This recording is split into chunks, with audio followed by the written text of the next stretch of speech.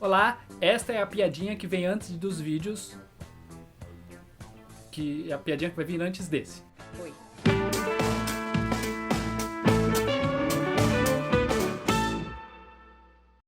Dublagem, começou. Galera, mais um assiste isso aqui. Hoje, filme nacional, filme brasileiro. Importante, certo? Valorização do cinema nacional. Tem muita coisa boa aqui. E a gente vai falar aqui agora de um filme. Se você não assistiu, assista. Se você já assistiu, assista com outros olhos. Que esses olhos aqui que a gente vai pontuar de percepções que a gente teve. Cidade de Deus. Por que a gente trouxe aqui pra indicar esse filme? Porque o processo criativo, a produção do Cidade de Deus, os produtores, os diretores, quando eles estavam criando na pré-produção, eles foram numa favela, numa comunidade, para encontrarem atores lá. Não atores de fato. Eles queriam que os moradores fossem atores, se tornassem atores e atuassem no filme, para dar mais verdade. Muito do que a gente vê ali no filme foi trazido pela experiência dos próprios atores. E inclusive o próprio ator que fez o Zé Pequeno, ele conta numa entrevista, inclusive no documentário Cidade de Deus, 10 anos depois, é recomendável muito vocês assistirem, para vocês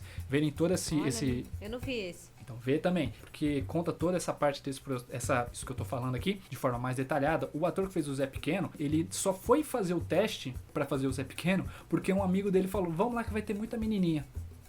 Não menininha, vai ter muita menina pra gente paquerar, não sei o que. Beleza. Vai ter muita mina. Vai ter muita mina, vai lá pra... Ele foi, porque ele não queria, ele pensava, por que eu vou fazer teatro, né? É longe do mundo deles. É diferente, né, da realidade deles. Imaginar que eu vou poder, morador de favela negro, vou poder participar de um filme. E foi, porque o processo foi pensado nisso, né? Tipo, de trazer atores de que tinham essa vivência real. E eu acho que isso faz toda a diferença no quesito da temperatura do filme, né? Eu sempre uso essa palavra, às vezes não sei se fica tão claro, mas temperatura é o modo como a gente sente, a gente percebe o filme, né? Como ele chega, pelo menos eu interpreto dessa forma. E dá pra sentir que eles trouxeram aquela realidade de uma forma muito, muito vívida, porque era muito fácil cair no estereótipo. Assim como é muito fácil, toda vez que a gente se presta a dar um recorte de um momento específico, de uma parte, um recorte social, de um nicho, é muito fácil da gente cair de alguma forma num... Qual é a palavra que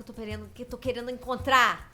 Estereótipo. De estereótipo. Eu já falei estereótipo, né? É legal. Uhum. Então, essa palavra. E aí, eu não sinto isso no filme. Porque eu sinto que a temperatura daquela realidade é passada através do filme. E é muito... Eu não sabia disso que você falou. De que a produção de elenco foi feita dessa forma. E agora, sabendo, faz todo sentido que o filme chegue do jeito que chega. Muita gente, quando assiste esse filme... Eu, quando era criança, minha mãe, antes da gente... Tinha essa imagem de... é um filme sobre favela que tem muito palavrão, muita violência e muita morte. Tem isso. Isso faz parte da história, porque são retratados momentos históricos da vida real que aconteceram ali. Que às vezes envolvem, sim, muito palavrão, muita morte. Mas assiste, se você já assistiu, assiste de novo com esse olhar mais analítico. Perceba como, porque o filme se passa em duas épocas, no finalzinho dos anos 60 e no começo ali dos anos 80. Se você assistir com esse olhar técnico, você vai ver como a fotografia, toda a cor do início do filme é bem mais amarelada, pensando numa coisa mais antiga mesmo, realmente uma coisa mais quente, mais calor ali, uma coisa bem mais antiga, bem mais anos 60, e lá pra segunda parte do filme, nos anos 80, tem uma coisa um pouco mais azulada, um pouco mais frio. Essa paleta de cores desses dois momentos se diferencia bastante para você poder identificar os dois momentos distintos de época, né? Sem falar da própria direção de arte, que se você olhar, você fala, bom, isso foi gravado naquela época. E não foi. Foi gravado ali no final dos anos 90, no começo dos anos 2000, mas a ambientação é incrível, né? Você pensar assim, a qualidade que tem, essa qualidade de produção, é um filme nacional que muitas vezes a gente deixa de valorizar por pensar, tipo, é um filme que tem morte, tem violência, tem palavrão, mas tem tanta arte ali, a direção, o ritmo, a fotografia, a forma que é filmado, porque passa por diferentes estilos de câmera na mão, uma câmera mais estática, onde simplesmente as coisas vão passando, o cenário vai mudando, mas ali a câmera tá parada. São tantas nuances, muitas minúcias, né? Tantas minúcias, olha que palavra bonita. O que significa minúcias? Minúcias são detalhes. São pequenos aprofundamentos, pequenos detalhes ali, minúcias. Teve um cuidado tão grande, um primor de uma pré-produção, uma produção e uma pós-produção tão grande, que o filme ele ganhou destaque internacional. Inclusive, ele serviu de inspiração.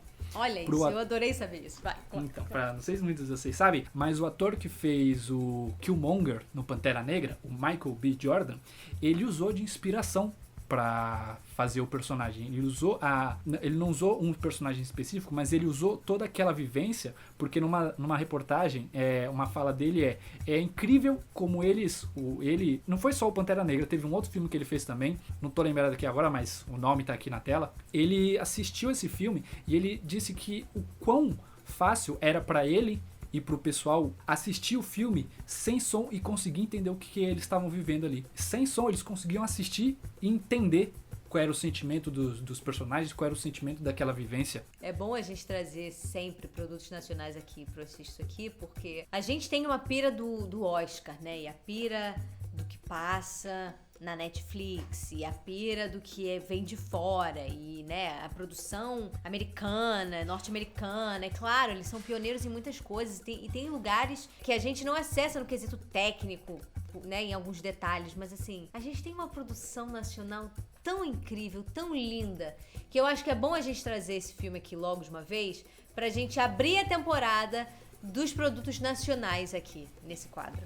Porque a gente tem que dar uma valorizada em toda a nossa capacidade de comunicação brasileira. Não só com os nossos produtos audiovisuais, como com o nosso teatro.